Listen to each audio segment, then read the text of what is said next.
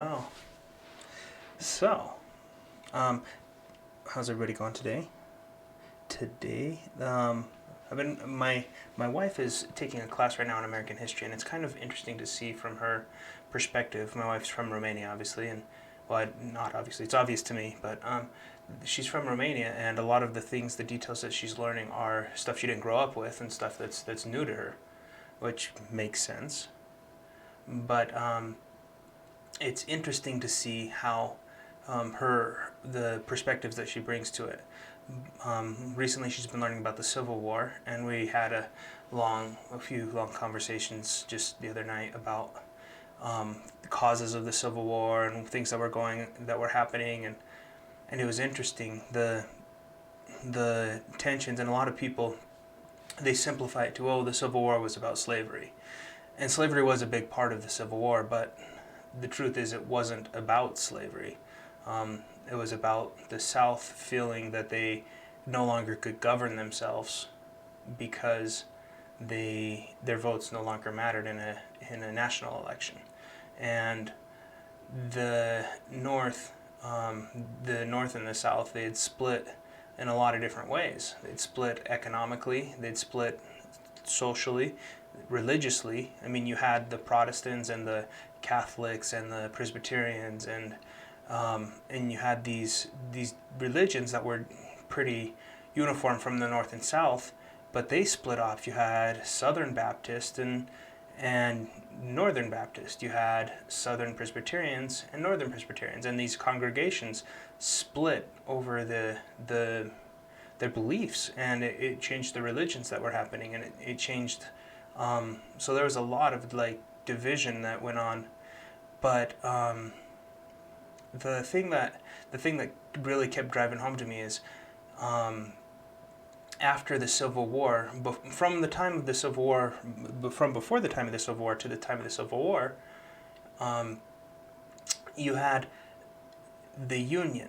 You had states that were voluntarily a part of the Union.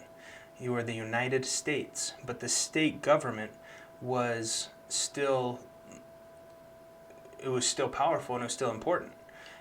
People would even like General Lee. He went back and fought for his state, even though he was opposed to slavery, because it was his home.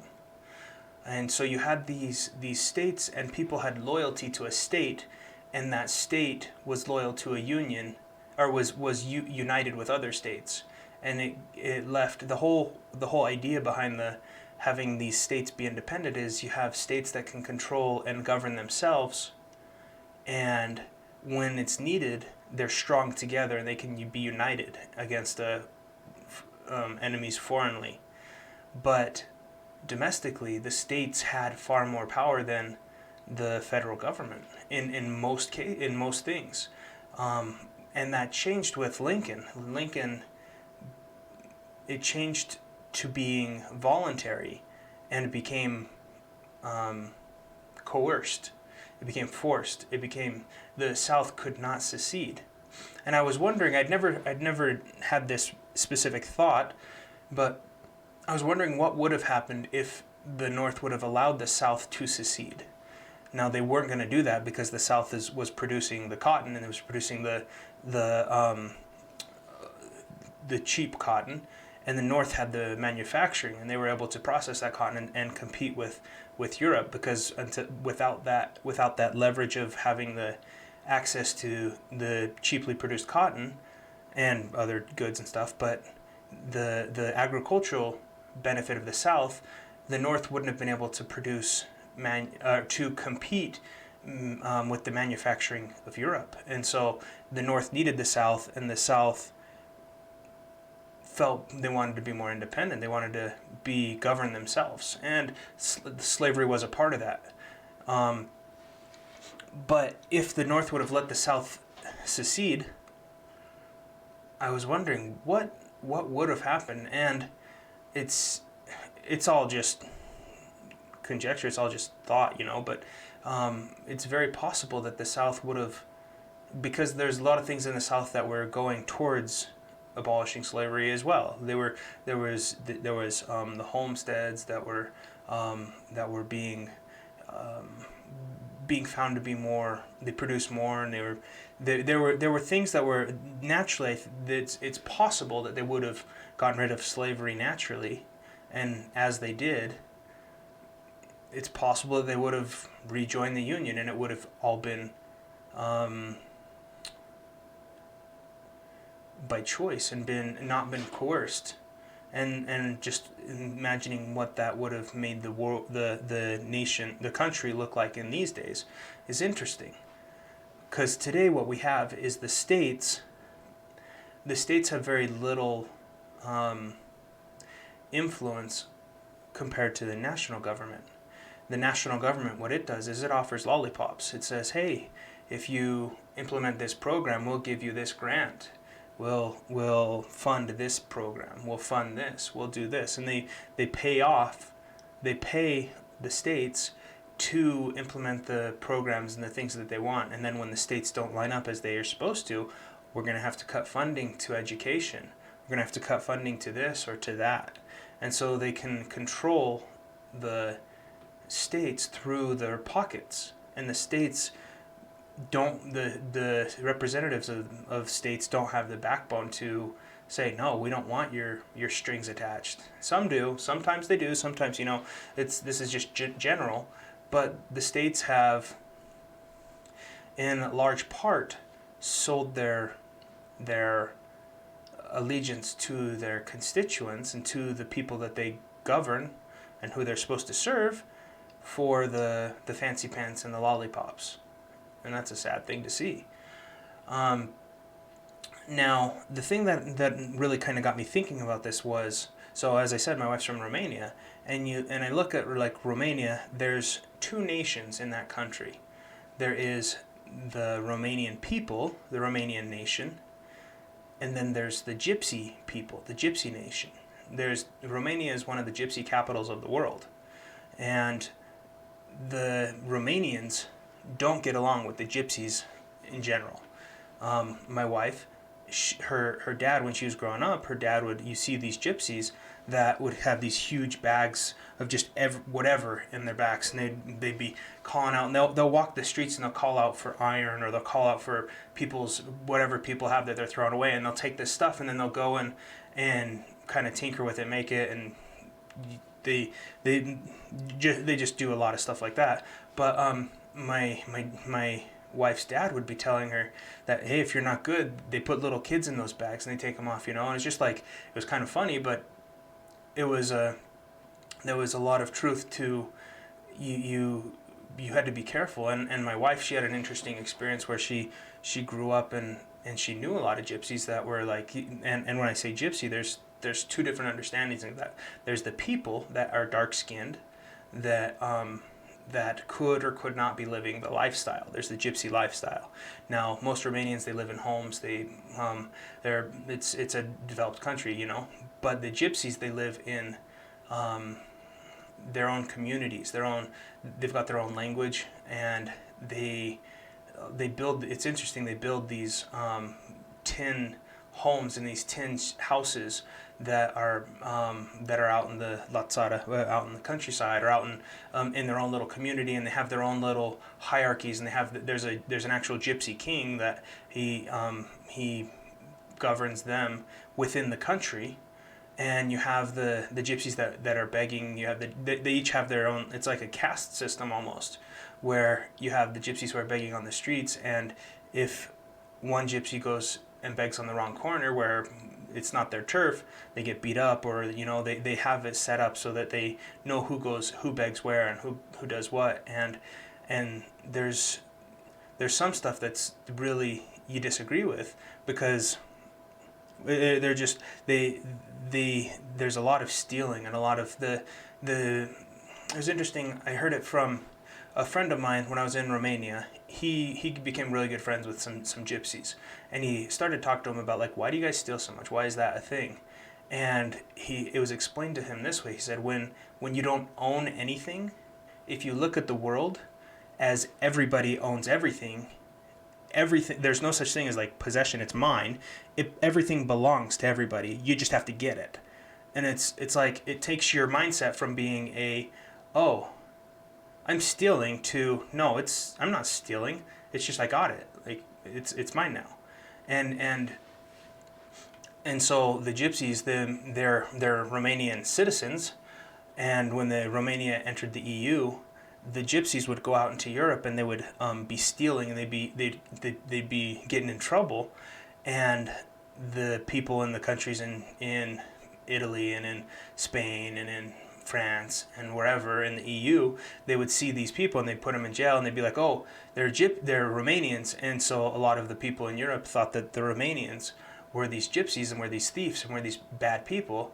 And so that causes more conflict from the Romanians they're like, hey, what's up, and it makes sense. Like there's reasons why there's conflict. But there's at least, you can see that there's two different nations. And I think of like, okay, what nation am I a part of in the United States? Since for the last 60 years, 70 years, we've been taught that, like in schools, I grew up being taught that the United States is a melting pot. It's a place where everybody goes. On the Statue of Liberty, there's that writing that says, "Give us your poor and your huddled masses," and it's a nation of immigrants. That's all propaganda that gets shoved down our throats. But what is my nation? Who is my people? That's the question. What's my culture? And if you watch TV, MTV, you got like garbage. I don't know. I'm just thinking anything that you find on public TV nowadays, it's just garbage. There's so much garbage there, and it's not part of my culture. It's not part of what my nation. It's not who I am. And it brings me back to like, okay, what is the American nation? And the word nation, it stems from being of blood, being of family, being of a people. And so who is in your nation? That's kind of a interesting question, because people will say like, oh, it's race, or it's geographics, or it's this, or it's that. But when you think about it and you think of, let's say, like World War II, when France got invaded, France was occupied, but the French were still French. They didn't change to be Germans. They didn't change to be a different nation. They were still French, but they were governed by the invading force, but they were still French. Does that make sense? And so you think about it, and you think of how people in the United States are, and if we were to get invaded, what would being an American look like? Well, for the last 60 years, 70 years, while we've been indoctrinated with this melting pot idea, we hear these statements like, America is an idea, and if you accept our ideals, you're American. That's completely false. That's not true. That's a good and nice thought, but the nation, it's not that. It's not an idea. It's people. It's the people, And that's one of the reasons why immigration is such a hot topic issue right now. People say, oh, if you don't want immigration, then you're being heartless, you're being cold, whatever. And I find that an oversimplification. It's oversimplifying it. And there is something about being generous and helping the poor and helping those that are around you. That's something that Christ taught. But Christ taught us as individuals, not as nations. Give unto Caesar that which is Caesar's, and give unto God that which is God's. And so as an individual, I hold myself to a high standard of being generous, of being kind to my neighbors, and of being good to those that I can come in contact with, of trying to share love and kindness. But as a nation, my people, who are they? That's Christ also taught that if you don't have a sword, sell your cloak and buy one. Christ taught that we need to protect ourselves. When he was asked, how many swords? He says, oh, two will do. And you have one hand, you have another hand, that's two. It's one of those things where if we just simply oversimplify it one way or the other, we're being blind. We're being blind. And so I was thinking about how, since the nation has become more of an empire since the end of the Civil War, we really need to be aware of what the nation is. And in right now, the country, the United States of America, there are multiple nations. There's multiple nations in each region. And as we have more and more open borders, that opens up to be more and more nations within the same geographical location. And that just is a recipe for conflict and for civil like trouble. It's just going to cause trouble. And the interesting thing is, there's nothing wrong with immigration when it's with the intention of integration. Now, those are two different things. Immigration is when somebody from a different country comes to a new country and they've immigrated. My wife is an immigrant. She came to from Romania to the United States, and she's now a citizen. But my wife also integrated into the United States. She doesn't try to make America Romanian. In our home, we don't forget where she's from. We don't forget her culture. But we don't try to impose her culture on this nation because she's American now. She's always going to be Romanian, but she's integrated into the American society. And that includes becoming part of that idea that is pitched as a nation, which it's not. It's really interesting to see, and it's one of those things that there's a lot of opinions that can be strong and hard, and some people find that distasteful, or the sad thing is nowadays people get so charged about it that you can't talk about it without somebody's turning to anger, or to when people don't understand what you're saying, the first reaction is to call names or to belittle. Ad hominem is just a way of not showing the world how little you know. And when somebody comes after you for saying what you think and what you believe, oftentimes they just don't even understand, and so they attack. And that, I think that's why I wanted to talk about it today, is because it's so important to talk about being civil, or talk about it and be civil. I grew up my life being a conservative, being a believing in a lot of the conservative values in capitalism and the open trade, or free trade and stuff like that. And as I've grown more and more, I don't consider myself a conservative. I consider myself a nationalist. And just that word nationalist nowadays, people automatically jump to, oh, you're a white nationalist, or oh, you're a ethno-nationalist, or oh, you're a this, and they throw these words out that they don't even know what they mean, or if they do know what they mean, they're being deliberately inflammatory. And I think that every people deserve every nation deserves its own home. I have nothing wrong with each nation having its own home, and I think that the United States right now is a compilation of multiple nations, and each nation within this country are vying for power, and they're trying to get power. That's why there's so much cultural differences. The idea of multiculturalism inherently just doesn't work. I mean, it's a nice idea. If we can all just get along, that's a great idea. But the truth is, to get along, we have to have a shared set of values. And to have that shared set of values, there needs to be an integration. And that's where nations form. A multicultural nation, if it were to work, would become a new nation, and it wouldn't be multicultural, it would be one nation. It would be one people united.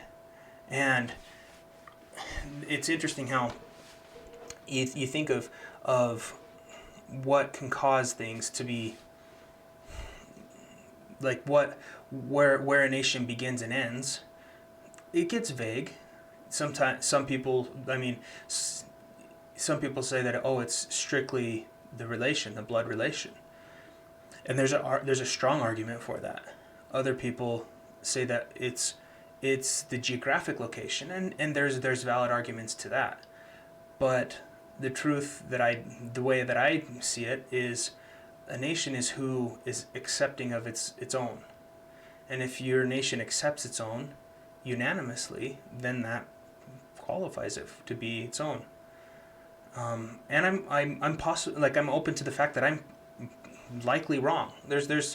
I expect that my opinions will develop as I learn more and grow, but that's the way I see it, is when you have multiple values systems, multiple values that are in the same grouping of people, that you can't find that homogeneity to be a nation. And that's where it causes problems, to the point where it's going to cause conflict. And there's definitely ways that you can be without causing conflict, but the thing that gets really interesting is a nation that is a high trust nation, like the United States was. It can't have open borders. It can't have open free trade, because if you're high trust, you won't stay high trust, because people will come in and take advantage of that. And the simplest example I'm thinking of is like just the art of just negotiating with others. In a high trust society, when you negotiate, that's viewed as something shameful. It's like, oh, if you can't afford the price that this costs, that means you're doing poorly. You're on hard times, and we can talk about it. But in a low trust society, you're trying to win. You're trying to instead of coming together and having commerce and having trade, where you say, okay, this is the price of what this costs, and this is what I'm going to charge for it. You try and get as much from somebody as you can. And even it's interesting. I've been thinking a little bit lately about business classes, because I did take a few business classes, and a lot of business school is teaching people how to take advantage of the goodwill of others and the high trust of others. At least from what I've seen, and I don't have a business degree. I have taken a few classes, and I have seen just the way that I see the people that I know who are business oriented, like business people graduate from business colleges and stuff like that. A lot of it seems to be, and take this with a grain of salt, but a lot of it seems to be people who are trying to find the best way to take advantage of others. And that takes the culture that is high trust, and it reduces it. It makes you no longer trust the people who